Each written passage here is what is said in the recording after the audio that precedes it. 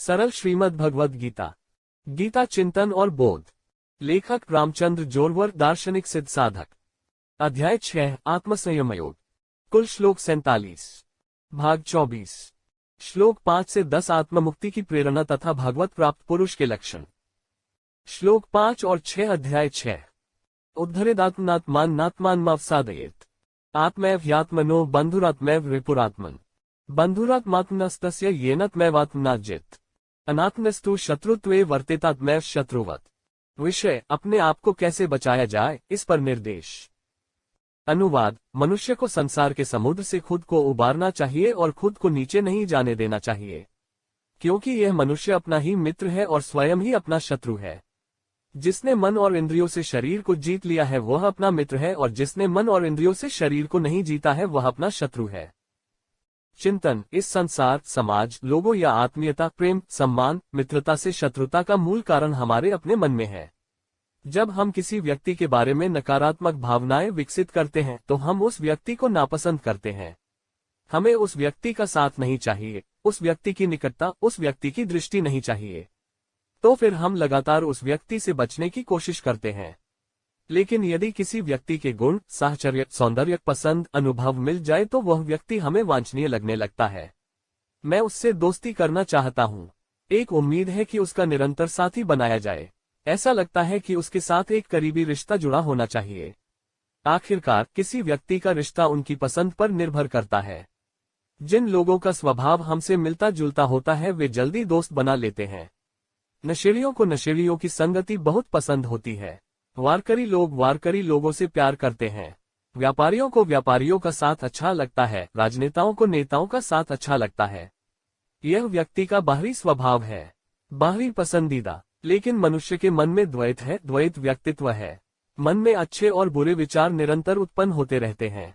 इन्हें ही हम सकारात्मक विचार और नकारात्मक विचार कहते हैं। सकारात्मक सोच रखने वाला व्यक्ति अपने जीवन को भी सकारात्मक नजरिए से देखता है। उस व्यक्ति के मन में हमेशा सकारात्मक विचार आते हैं। ये विचार व्यक्ति के व्यक्तित्व के सुधार और विकास की ओर ले जाते हैं। इस अर्थ में भगवान इस श्लोक के माध्यम से अर्जुन को व्यक्ति की प्रकृति के बारे में मार्गदर्शन कर रहे हैं। भगवान कहते हैं, इस संसार रूपी समुद्र से अपने आप को बचाना चाहिए और अपने आप को नीचे नहीं जाने देना चाहिए, क्योंकि यह आदमी अपना ही मित्र है और स्वयं ही अपना शत्रु है।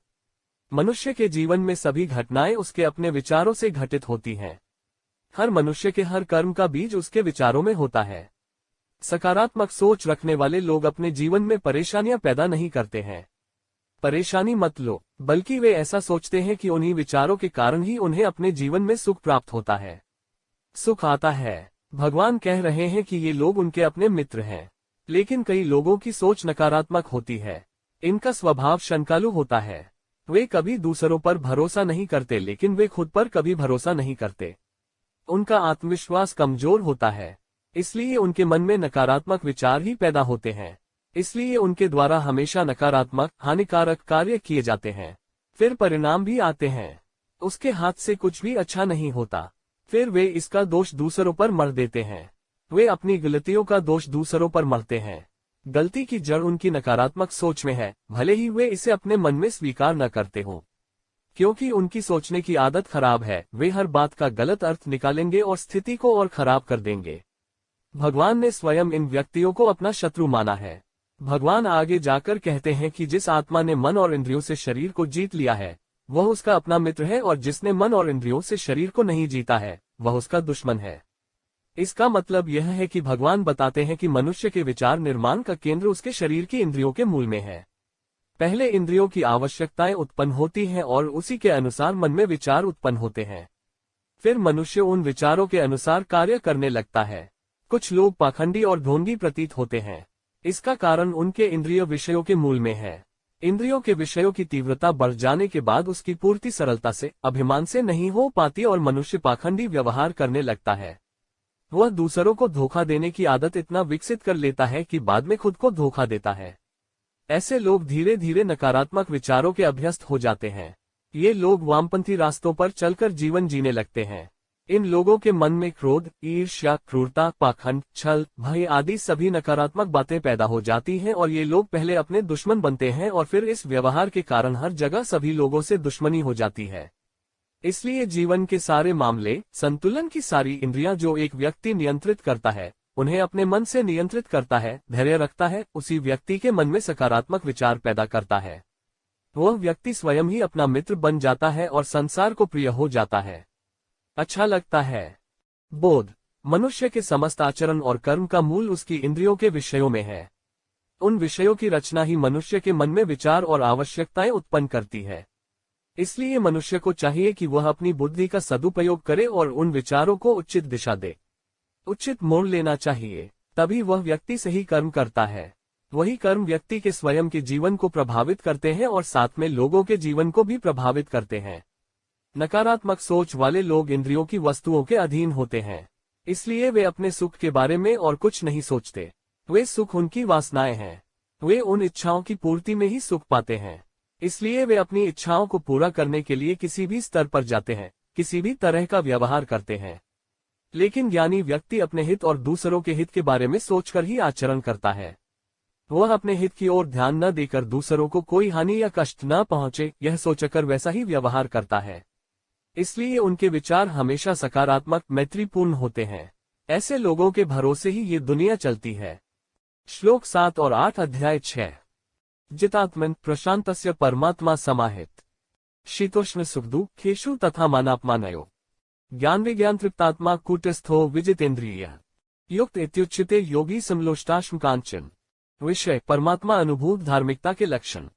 अनुवाद। सच्चिदानंद घन परमात्मा स्वतंत्र आत्मा के ज्ञान में पूरी तरह से स्थापित है, जिसके हृदय की स्थिति सर्दी गर्मी, सुख दुख आदि में और साथ ही मान अपमान में पूरी तरह से शांत है, अर्थात उसके ज्ञान में ईश्वर के अतिरिक्त और कुछ भी नहीं है। जिसका हृदय ज्ञान से तृप्त है, जिसकी अवस्था विकार रहित है, जिसने इंद्रियों को पूरी तरह से जीत लिया है और जिसके लिए मिट्टी, पत्थर और सुवर्ण समान है, उसे योगी युक्त अर्थात भगवान को प्राप्त कहा जाता है। चिंतन। व्यक्ति के मन का अस्थिर होना, चंचल होना व्यक्ति की अपरिपक्वता को दर्शाता है। ऐसा स्थिरचित व्यक्ति सदैव उद्विग्न रहता है, वह शांत नहीं है। हमारे भीतर अर्थात हमारे मन में स्थिरता और शांति का होना बहुत जरूरी है। यदि यह नहीं है तो हमारा मन हमारे वश में नहीं है। ऐसे लोग हमेशा संघर्ष में रहते हैं, असमंजस की स्थिति में रहते हैं। कभी ये हवा की दिशा में बहती हैं तो कभी हवा के विपरीत बहने की कोशिश करती हैं। इसका मतलब है कि उनके दिल अभी तक नहीं बसे हैं, यह शांत नहीं हुआ है।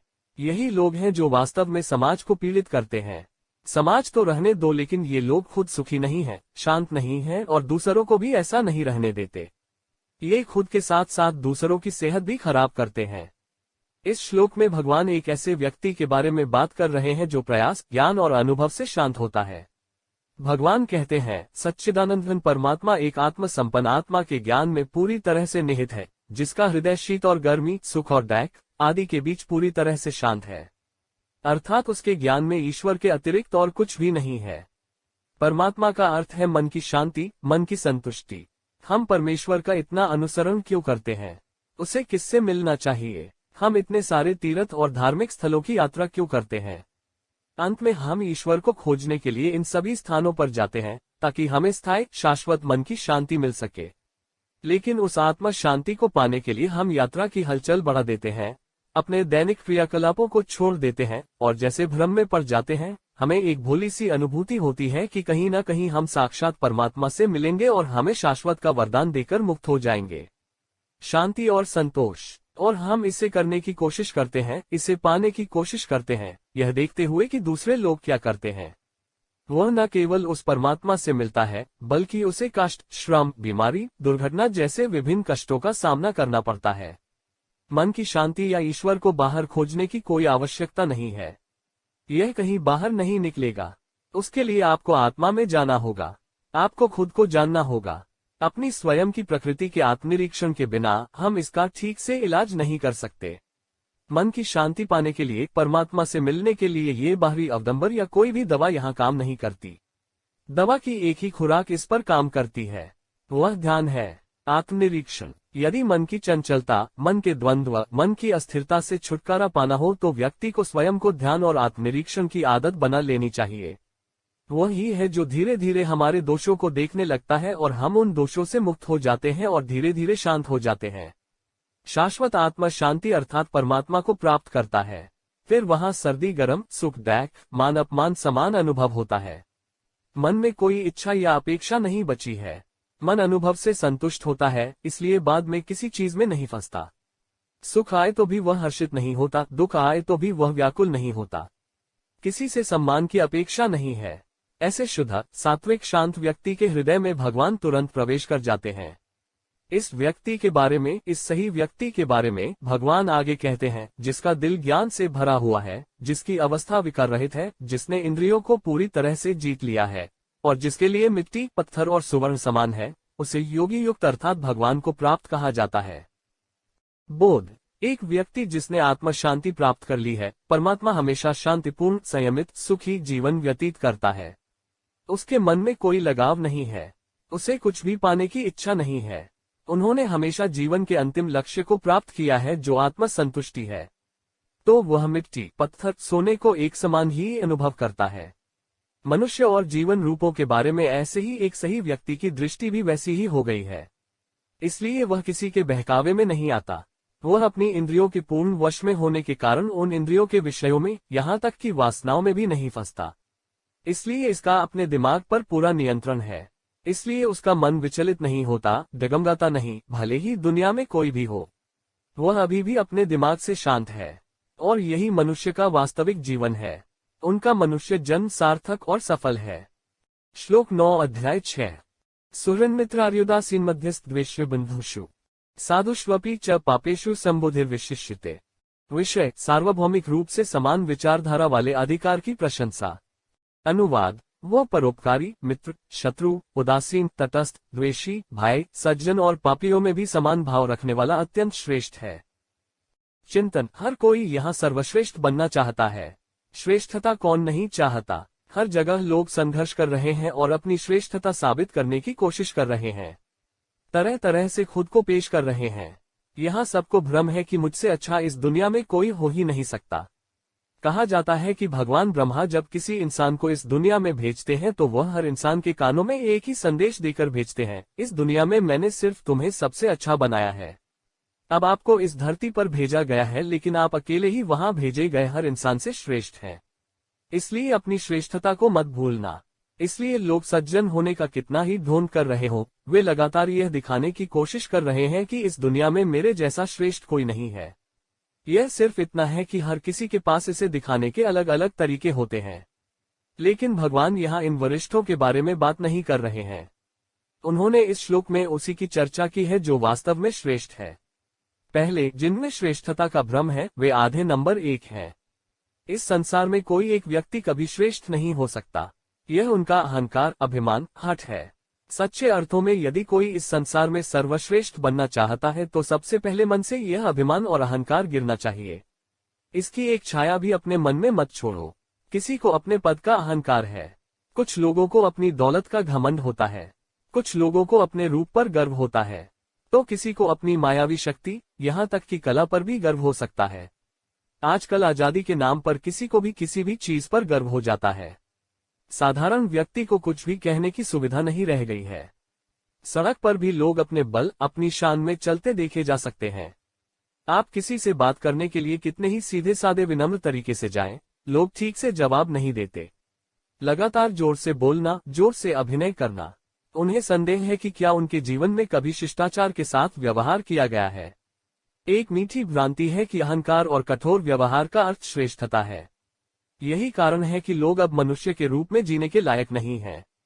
इस आजादी के नाम पर उन्होंने जानवरों से भी आगे की हदें पार कर दी हैं। अब इनमें से लगभग सभी लोगों को अधिक शिष्टाचार पाठ की आवश्यकता है। वहां भगवान का यह मंत्र जरूरी है।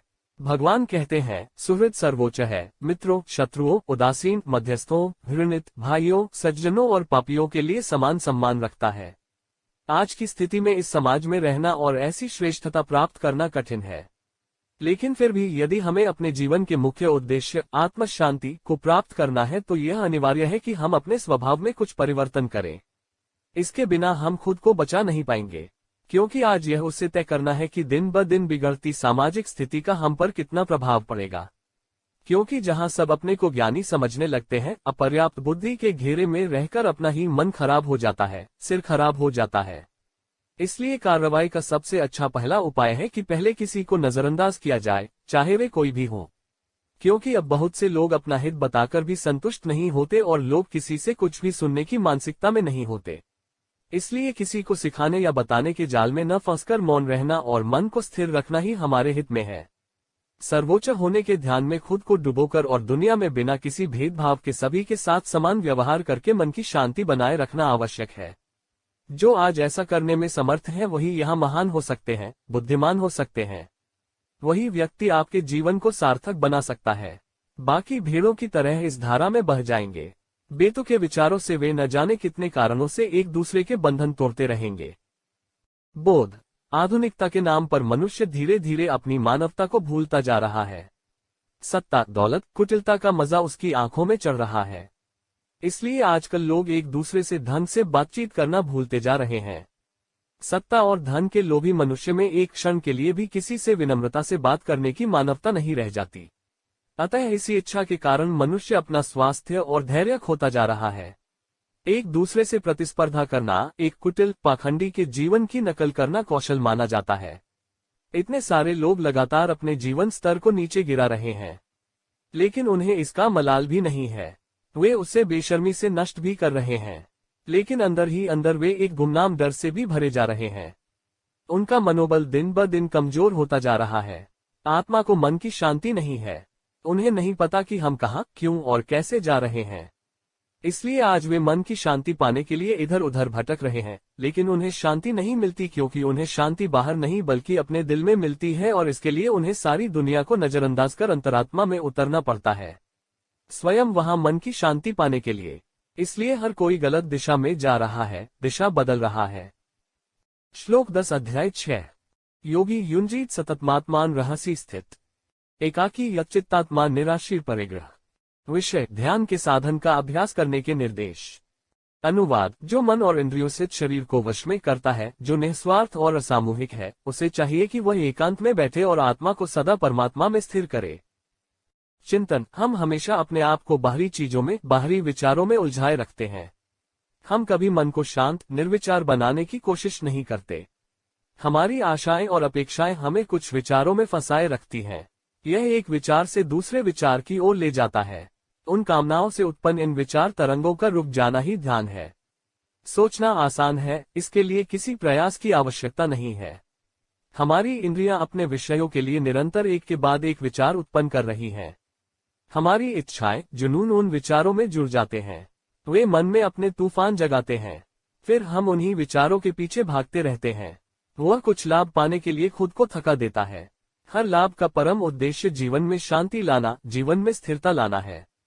लेकिन उसी बात को भूलकर हम हर विषय, वासना, कामना में आसक्त हो जाते हैं और अपने को थकाते, बर्बाद करते, गिरते, सब कुछ करते रहते हैं।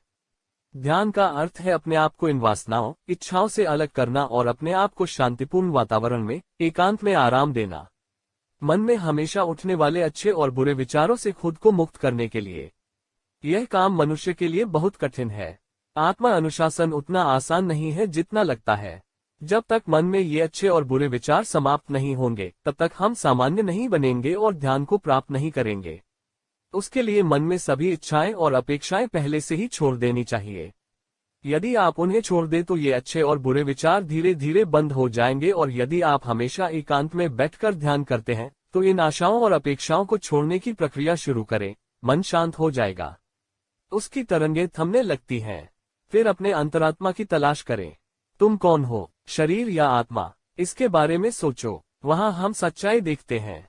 हमारा शरीर एक यंत्र की तरह लगने लगता है, लेकिन उसके भीतर की ऊर्जा हमारी आत्मा के रूप में महसूस होने लगती है। आत्मा के प्रति आश्वस्त होने के बाद यह महसूस होता है कि अनंत ब्रह्मांड में हर जगह यही ऊर्जा है। हमारी आत्मा की ऊर्जा और इस ब्रह्मांड की ऊर्जा दोनों एक ही है। इसमें कोई फर्क नहीं है। तब वहां तपस्वी की तपस्या पूरी होती है। वह पूरी तरह निर्विचार हो जाता है और उस ऊर्जा के साथ एक हो जाता है। तब केवल सार्वभौम होने का ध्यान, जागरूकता रह जाती है। यह जान लो कि मुझमें और इस संसार में कोई भेद नहीं है। दृश्य जगत को भूलकर उस परमपिता परमात्मा में लीन हो जाता है।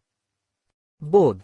बिना प्रयास के और बिना उचित मार्गदर्शन, उचित दिशा प्राप्त किए हम कुछ भी प्राप्त नहीं करते। उसके लिए शारीरिक और मानसिक दोनों तरह की मेहनत करनी पड़ती है। श्रम के बिना शरीर जीवन में गति नहीं है। जो काम करने के लिए तैयार नहीं है, उनके जीवन में गति नहीं है। मन की शांति ही जीवन का परम लक्ष्य है। हमें इसे अपने कर्मों से प्राप्त करना है। जितना अधिक हम भौतिक सुखों और भावनाओं में फंसते हैं, उतना ही अधिक हमारी खुशी और मन की शांति गायब हो जाती है। यही कारण है कि जो लोग सीमित जरूरतों के साथ जीने का प्रबंधन करते हैं, वे ही अपने जीवन में सच्चा सुख, सच्चा संतोष और शांति पाते हैं। इसलिए भौतिक और भावनात्मक क्षणिक सुखों के जाल में न फंसकर आत्मिक शांति और संतोष की खोज करनी चाहिए। ध्यान का अभ्यास करें। अच्छे और बुरे कर्मों के बारे में सोचो। हमें यह देखना चाहिए कि हमारे और दुनिया के हित में क्या है, और धीरे धीरे अंतर्मन में उतरकर सदा के लिए परम सुख, परम शांति को प्राप्त कर लेते हैं। फिर जीवन में संघर्ष नहीं रहता, दुख नहीं रहता। अभी तक छठे अध्याय के श्लोक 5 से 10 में आत्मत्याग की भावना और ईश्वर प्राप्त मनुष्य के लक्षण विषय की व्याख्या की है। श्री कृष्णार्पणमस्तु।